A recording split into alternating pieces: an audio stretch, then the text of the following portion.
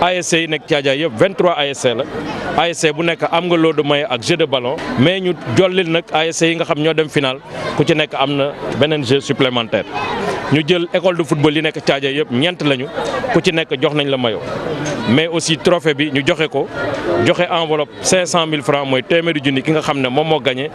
joxe enveloppe bu 300 000 francs ki nga xam ne moom la ñu gagné ba pare nag jël 500 000 francs jagleel ko Thiadiaye football club mu nekk suma contribution personnelle ci équipe boobu nga xam ne équipe Fagnon Thiadiaye la. am nañ ay projecteurs yu mucc ayib xam naa ne qualité bi mën nañ ko renforcer dinañ ñaan ñu gën ko renforcer. xam nañ ne aussi jeunesse Thiadiaye mu ngi réclamer stade gazonné